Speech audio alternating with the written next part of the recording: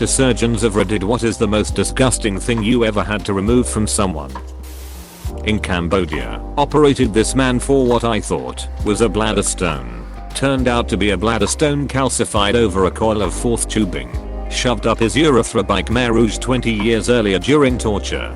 It is sad, because right now only the old generations know the real terrors of the Khmer Rouge. And because of all the PTSD not added have been said, or been retold due to painful memories. So the current generation act as if it never happened, and are less grateful for their lives compared to the generation that was surviving the genocide. Mainly because it was not properly educated towards us, unless we had to seek it out, or our parents' grandparents told their recollections of their horrible experience. Just out of shitty privileged kids basically. Sure, there are films out there and portray them, and it is great that at least there is information about it, so people would know. It just that it sucks, since they don't actively teach it, so we can avoid it again in the later future. Well, hopefully we never go back to that same mistake again. A physician GF of mine described removing a tumor that was from stem cells. The cell's DNA caused them to grow into any body part, so the tumor contained teeth, hair, and bone fragments. That sounded absolutely disgusting to me.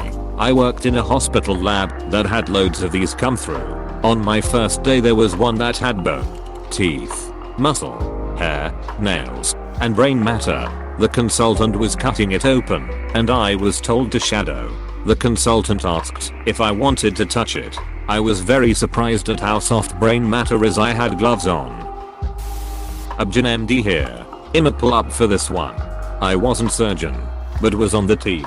Crackhead patient with no prenatal care. Roughly 43, 44 weeks pregnant, don't ever get that pregnant, found unconscious and brought in by EMS in septic shock. Ultrasound barely makes out any recognizable anatomy of the fetus because it has been dead for so long. CT scan shows air in the uterus and inside the fetus, suggestive of gas gangrene of the fetus, likely the source of infection. Patient goes from ICU to OR for post-mortem C-section in attempt to remove the source of infection. The uterus is just boggy and soft, and when they enter the uterus, the smell just overwhelms everybody. A nurse and about tech both had to leave the OR. Everybody putting benzoin smelly shit on their faces to distract from the odor. The entire OR wing becomes rancid. Deliver the fetus, which has skin peeling off and is so edematous and covered in ulcers that it's lost the normal morphological features of being a human. Tissue breakdown everywhere. They clean up and put her back together. Back to ICU, intubated, sedated. Clinical course isn't improving. Repeat workup suggests necrotizing fasciitis. Back to OR with general surgery. Cut out the infected fascia. Also, the uterine incision site is grossly infected and breaking down. Hysterectomy performed for infection source control. Patient starts improving. Wound was left open due to infection. Eventually partially repaired in stages. Still septic with a central venous line in her neck. On fourth presses acute medication that keeps up your blood pressure because your body loses the ability to do it itself. Venous sedation. Patient violently pulls out the breathing tube. Announces "duck you." You long line of racial slurs at the everybody. Central line and press are still going. Patient signs out against medical advice and leaves, and doesn't let anybody remove the central line in her ducking jugular vein. Disappears into the night, just as mysterious as she came in. Surgeon Jer. But an object, so all I see is stuff stuffed in vaginas and anuses. All kinds of kids' toys, remote controllers, vegetables, cherries, you name it. But the one that stood out the most for me was when a patient used a Tampax and couldn't get it off. She had a very discreet vaginal bleeding, I assumed to be her period, hence the Tampax. A brief physical exam found nothing, except for a small, hard lump in the upper side of the vaginal canal. I double check and there we found the Tampax, after it pierced the skin and lodged itself between vagina and bladder. That was an interesting surgery. Not a surgeon, but was the anesthesiologist in charge of the patient. Patient was rushed in for emergency wound debridement. They basically clean a wound, trim its edges, scrape cut off infected parts. The guy was febrile and tachycardic, heart beating fast, and lab results were still pending. It is a government hospital of a third world country. So I asked the surgeon for the diagnosis. They said it was Fournier's gangrene. Note, if you are queasy, do not google that, pending septic shock. Okay. So we transferred him to the operating table and put the guy under general anesthesia. Then they removed the patient's diaper, the patient's scrotum, perineum, inner thighs, and perioneal were all black, necrotic, and oozing. Apparently the patient noticed that some foul-smelling stuff was leaking from his anus nearly 2 weeks earlier, but paid it no mind, and the infection spread. And the smell. We are wearing respirators due to the pandemic, but the smell somehow seeped through. Anyway, the surgeons had to remove a lot of skin, subcutaneous tissue, and some muscles, and removed one of the guy's testicles, while the other was left exposed. They also had to remove part of the anal muscles, since those were liquefied too. And the guy was given a colostomy. My husband had Fournier's gangrene last year. Started when he pulled something in his scrotum vas deferens. He is diabetic, so it got infected. Got antibiotics from the GP. 4 days later we are at the hospital. Don't ask about why we had to go to 2. And the 9k ambulance bill. And the sweetest female urologist fixed it. That is a smell you never forget. Sent home with open wounds that I had to pack wet to dry. Luckily, he only has 2 small scars, one on his lower abdomen, and one on his thigh where the infection had spread. We apparently narrowly avoided sepsis. So yay. Not surgeon but work in healthcare. I removed approximately 6 pounds of stool from an elderly patient. It was not surgery. It was done digitally, as in digit, as in finger. This patient weighed 80 pounds and had not eaten in 2 weeks. Besides that, I've assisted in removing various foods, hard candies, a chunk of meat, glass shards, gravel, and a sex toy that became lodged. That one ended up going to surgery as there were some complications. Why did you have to do it digitally? Don't they have any kind of specific tools for that sort of thing? I would not think it is all that common. But 6 pounds. Ducking, heck man. We didn't know she was that impacted. Digital fecal removal is pretty standard. Basically you just poke your glove's finger in and pull out the turds. But hers kept coming. And then there was more and more. The poor thing was on death's door. But her husband would not let her go. Long story, we needed to use the most minimally invasive way due to her frail condition. That is a lot of stool. Way too much. She had to have been very uncomfortable. But she was no longer speaking or even opening her eyes. I remember just repeatedly apologizing to her. Not a Dr. RN here. Only 2 to share. Fella with a whole Vidalia onion in his bum. Surgically removed 1 piece at a time. A bloomin' onion if you will. Also a fella. 2 rifle bullets removed from his bladder. Intact. When questioned about it he says, well, I don't know what happened. I usually just pee them out. I right now have 6-inch cotton tampons in both my nostrils that have been there for 3 days and have to remain there for another 26 excruciating hours. The nastiness that will come out tomorrow induces morbid curiosity in an academic kind of way. But I hope I won't need to vomit. Due to popular demand, the context septum correction and turbinate reduction. Septum due to a badly healed broken nose 24 years ago. Turbinates because every time I breathed in through my nose with some force it pulled fully shut. 23 hours to go. Edit for your enjoyment some more physical discomforts that come with the situation. Tear ducts blocked. Constantly crying like a cartoon piglet. I have very sensitive membranes in my nose, Tony Montana joke here, which have swollen due to the stress. Putting extra pressure on everything.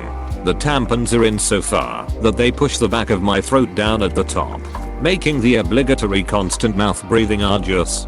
Due to the constant mouth breathing my gums are being tortured, and for some reason I have bitten my tongue and lips hard several times. Those little wounds don't like lots of airflow. Any pressure difference between your mouth and nasal cavity is extra uncomfortable, making talking just annoying. I'm not great company right now. Coughs and sneezes have to be managed and guided directly out through your mouth. Missing one. Like in the middle of the night, when you wake up thinking you were choking on that dry leather ass tongue, leads to hurts and blood snit. Dispersion. Will try to make pics of the twin aliens' birth tomorrow and not asks myself. If they put the splints up there, you are in for the most horrifically satisfying nose blowing ever. Also, just in case your doctors forget to mention it like mine did, the swelling and tenderness is going to last around 6 months. I had the same surgery back in December and the tip of my nose is still sensitive. The whole thing was worth it in the end as I can actually breathe through my nose now. Slightly different, but I used to perform autopsies. I had a lady brought in who weighed over 400 pounds. Before we even got to cutting, we found that she was hiding things in the folds of her skin, including an unopened bag of pork rinds under one breast, and 17 oxycontin hidden all over her body. Well, obligatory not a surgeon, and this is my aunt's story who isn't a doctor. This couple comes in. Redneckish couple. Woman in obvious discomfort and the fella looks like he is. Been laughing all afternoon. My aunt gets them into the room and goes through the standard questions while she notices a smell. Like, worst thing she has ever smelled in a nurse smell, including septic wounds and gunshots. Finally gets to, so what brings you in today? And the guy busts out laughing. Fella answers her saying, well, we was outside and she fell asleep in her lawn chair, so I done shoved a frog up her twat, while laughing hysterically. So apparently this lady had not noticed her husband doing this shit and the frog was somehow pretty in there. After a while, the frog died. Hence the smell on top of what I can only imagine was sweaty fishy smell, since the woman had been napping outside in the summer and did not have great hygiene. My aunt had to glove up and reach in to remove the frog from this woman's pussy after she vomited. To this day it's the only thing she has ever seen that made her vomit at work and is one of her favorite stories to tell no matter if we are eating or not. Obligatory, I'm not a surgeon, but I am an RN who takes care of patients after surgery, which looks like it is the closest you are going to get on this thread, lol. A patient's entire freaking leg, because it was literally rotting off of her body due to necrotizing fasciitis, flesh-eating bacterial infection. She was diabetic and really was not taking care of her diabetes, or taking care of the diabetic foot ulcers she was getting. It got infected. Like, really infected. That thing was so nasty. Google pictures if you are feeling brave, it was unsalvageable. They had to amputate. The absolute grossest thing about it though was that we caught her and her husband bumping uglies in her hospital bed the day after surgery. I don't know about you, but for me there is literally nothing less sexy than the word necrotizing fasciitis. I guess he figured the gross leg was gone now, so she was down to clown again. Seriously though, if you can avoid it, some can't. Type 1 is a bitch, please keep yourself from getting diabetes. If you do get it, take such good care of it. There is not anything in your body that diabetes can't wreck. It is horrible to see the ones who pretend they don't have it. The ones coming in for a foot amputation with a 32-ounce soda in their hands are just so sad. It is messed up. In 2016, I had a bump that turned into an abscess that I figured would go away pop on its own. Ignoring advice to go to the doctor and get it drained, I passed out one day and fell into a 6-day coma. Turns out I had necrotizing fasciitis, sepsis, and multiple organ failure.